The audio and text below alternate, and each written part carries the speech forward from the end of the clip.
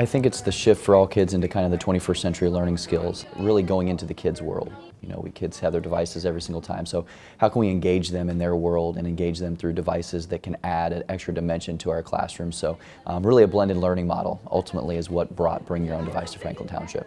We're entering an age where facts are not as important as being able to find and process information more quickly. So we're trying to steer our teachers towards giving students projects that are multi-tiered and engage them in multiple facets. And the BYOD initiative is what's going to do that for us. I think everybody thinks that immediately there's just going to be devices all day, every day, and I simply don't think that will be the case. I think it's just another tool in the teacher's tool belt, so to speak, that they can utilize to engage kids. If you can bring content to the digital environment, it's something that kids get excited about, that they can connect with, that they can be active with, that they can respond. And then also, I think ultimately that kids can publish their work for a greater audience. Gone are the days where you print out a paper and hand it to your language arts teacher and that's end, you get a grade on it. And in are the days where things are published for the world to see and critique, and that's a big deal for kids. The biggest impact I'd find in my class is a lot less waste of paper. With the digital space that we're going to use, I can just simply provide a link to a particular document. So instead of printing off numerous of papers for all of my students, there's just one digital copy that they can have and have access to anywhere. So instead of losing a paper, they just have one link to go and find, and they can access it at any point. I'd say what I'm most looking forward with this new plan is accessibility.